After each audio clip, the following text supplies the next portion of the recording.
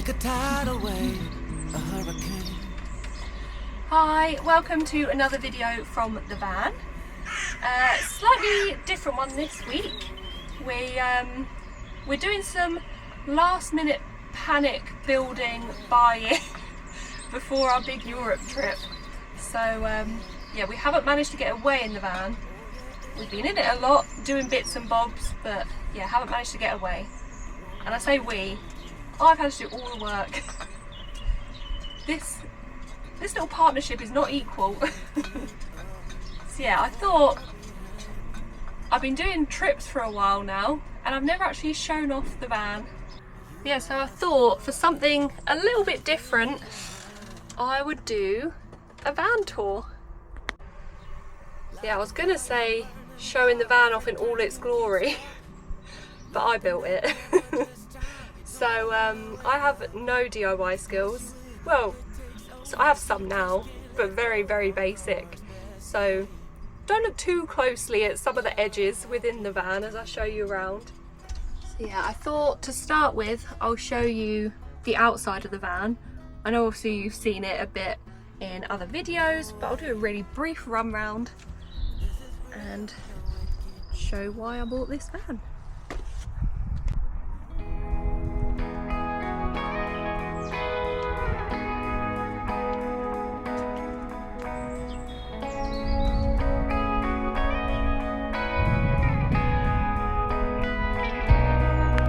When our hearts start to break and your love isn't where we can feel it, we start to doubt that you're there when we're falling. Yeah, I don't know tons about cars and vehicles in general, so I did take my granddad with me to pick this up. It's an Iveco Daily. It's a 3-litre van. So it was initially built as a 7.5 ton van, and obviously it got downplated to 3.5 so I could drive it on my normal license. It's twin axle, so it's got 4 wheels at the back, 2 at the front, and yeah, it's been a pretty good van for the last few years, so good choice. And one of the main reasons I actually wanted to even go view the van is because it's yellow and black. I just thought that was good fun. Looks like a little bumblebee going along the road. So yeah. The first vehicle I ever owned was a little Piaggio yellow moped, so it felt a bit nostalgic getting another yellow vehicle, and it stands out, which I quite like as well. So yeah, the van build itself, I've done probably 90% of it on my own. A little bit of help from like family, and I had some help with the electrics as well, which I'll show you in a little while.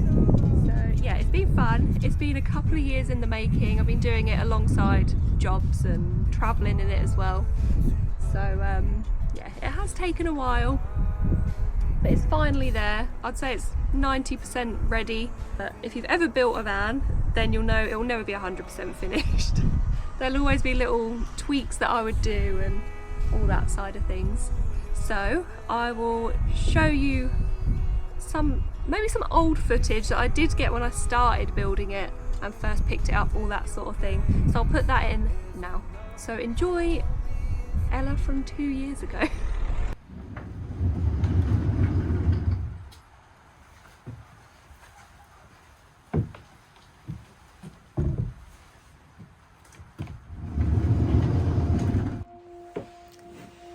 Okay, so today is day one of actually starting sort of the real work within the van. So plan of action today, I'm basically going to remove all the panelling and insulation that was done by the previous owner. I have asked for a skylight and fan for Christmas, so I kind of want that in as well before I do too much, just because there's a huge issue with condensation in the van. So yeah, day one of the actual build starts today.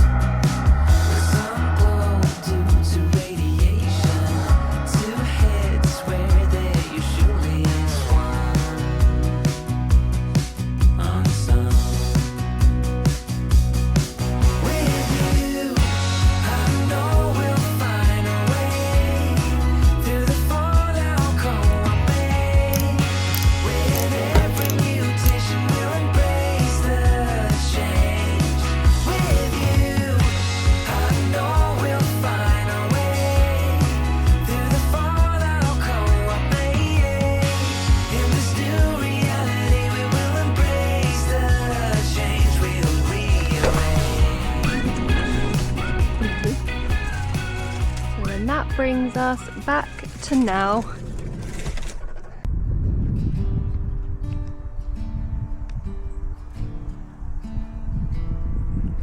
So this is obviously how we get in and out of the van. There's Bonnie waiting. She loves being in the van now, she's very chilled in here. I got her a few months after getting the van, so she's known it her whole life. In the corner of This is just the entryway. your eyes meet mine. So I did want to go for sort of that rustic-y cottage look and feel to it, which matched my DIY skills quite well. So you can get away with a lot when you call it rustic, I think. So I will start off from the front and I'll show you the kitchen. So this end is the kitchen. I've done like an L shape to try and get the most out of the space possible. So standard kitchen things really. You've got cupboards, 1, 2, 3, 4, 5, sink, mugs, plates, all that stuff, everything you need in a kitchen. My cookers I store up here in the overhead cab storage area. So that's all out the way. I didn't want to put a fixed cooking top in, just for space really. You lose a lot of worktop space when it's like fixed into the worktop. So decided against that. So this is my sink, which I love. I made it myself. So I bought like a copper jam pan, I think it's called, and then fitted the plug myself and fitted it to the worktop. I then got it matched with like these nice ivory. I don't know if they look that colour on camera, but a nice sort of ivory, and then I think this is called like a London clay. So it took me a few different paint trials to get a combination I liked, but I think I'm finally there. Just don't judge my grouting. I haven't cleaned it up yet, so that's still on the list to do before we go. And otherwise in the kitchen, as I said, it's just cupboards. So I've got little ones up here, and anything gonna fall out. So I've just got a few of my cups, some breakfast stuff. That's it, some cloths, nothing exciting. I've got a few little shelves along here, just for easy grab stuff. My mugs. I don't have hot drinks, so, well, I have the occasional hot chocolate, but that's it. So they are mostly for display.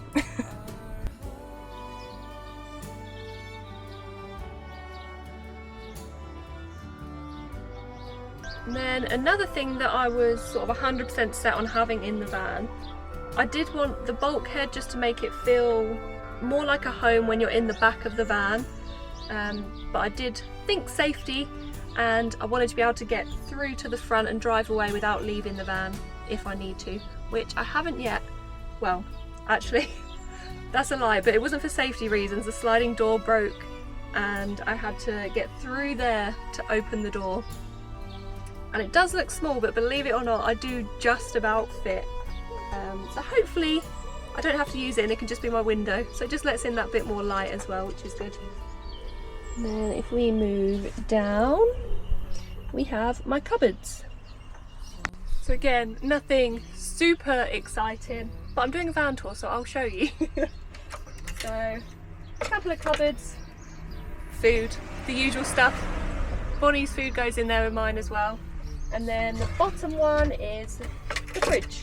So it's just a small Alpical 12-volt fridge. But I've had no problems with it, it's actually been good. Keeps everything cold, so what more could you want? I think 25 or 35 litre, I can't remember. But it fits everything, it fits a shop in it, so it's been fine.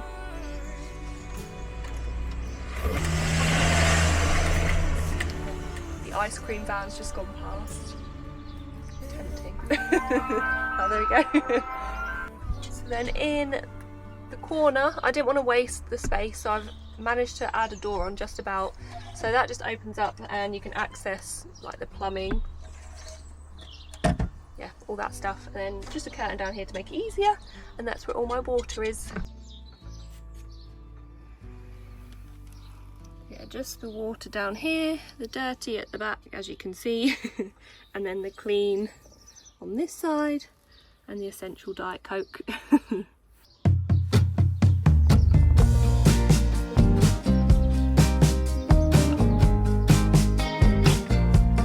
Where did the time go? How do we move so far away? Holding on, how much can we both take when life is an echo? I can't hear what you're saying when life is an echo. So this is the sofa, the living space where I spend most of my time in the van, and yeah, I love this bit of the van. It's very cozy, and I made it a nice sort of mini U-shaped sofa, so I've got plenty of space, and you can actually sit a couple of people around here as well, so if I ever have more guests they'll have somewhere to sit. There is a benefit as well. I put some little rails along all the way along the edge here, and you can put another bit of wood into that and it sleeps another person across here as well. Not much else to say about that. It's a sofa. So yeah, then just behind the sofa is obviously the bed, and it is a full double width-wise, but it's a bit shorter lengthwise. So I'm like 5'8", and I can just about lay straight across. Not that I ever get to, because Bonnie lays right across the middle and I have to curl up in like a fetus position and squeeze into one of the corners to get some sleep. So yeah, I've just added a like memory foam mattress topper on, which has made such a difference. I sleep so much better now. Yeah. Otherwise it's just more shelving and cupboard space, which if you notice one of the cupboards is hanging open. I haven't got a little hook for it yet. We'll get there eventually.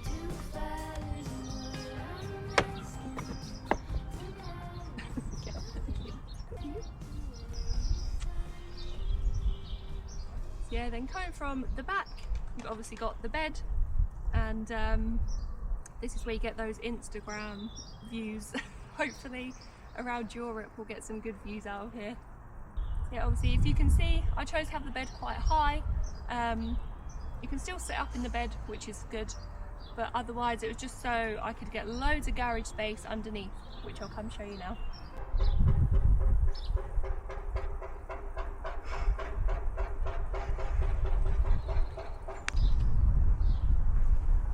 Yeah, so coming around the back of the van, as I said, you've seen the bed, and then it's the garage underneath. And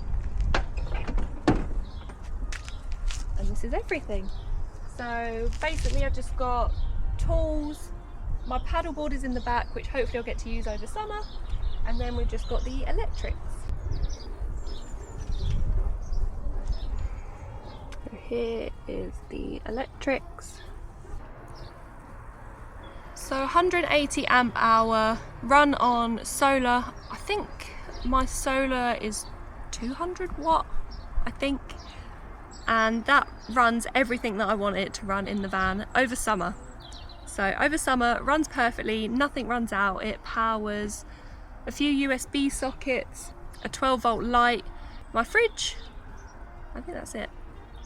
And over winter is where we get some struggles, because I do have a diesel heater which me and my granddad fitted together, and it is amazing. I wouldn't have the van without it because it makes winter bearable. But thinking for next winter, if I still have this van, I need to get more power. I think I'll probably fit a DC charger, which means when I'm driving the van, that will charge the battery as well, because a diesel heater just drains it over a few days, so not ideal. And otherwise we've just got a snow shovel, some sleeping bags if I have guests, and then the most essential part of the van, the guard dog. And she's keeping watch for me while I'm doing the videoing.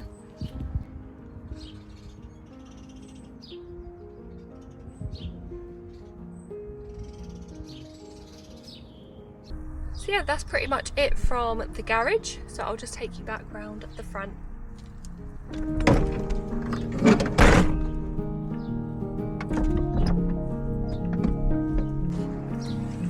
main sort of points or ethos when I was doing my van build was simplicity.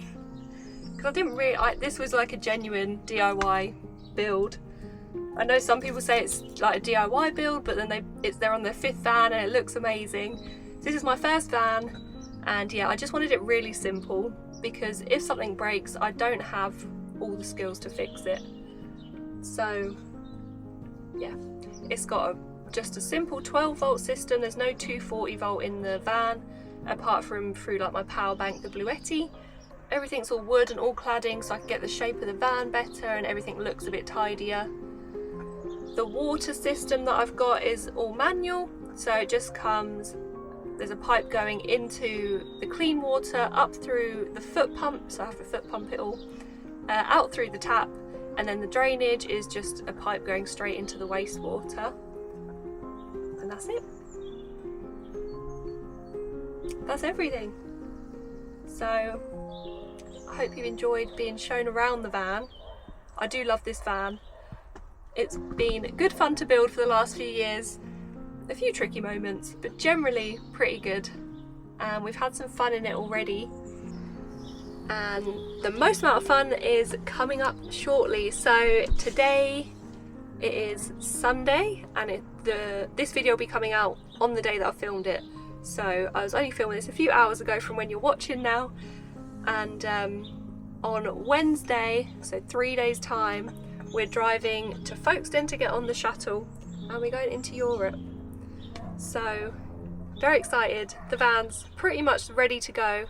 I'm not. Got a lot of packing to do, but yeah, been a long time coming, so I am looking forward to it. So if you've managed to watch the van tour right to the end, then thank you very much. If you have any questions about why or how I did some things, feel free to leave a comment. I'll answer as best as I can. But yeah,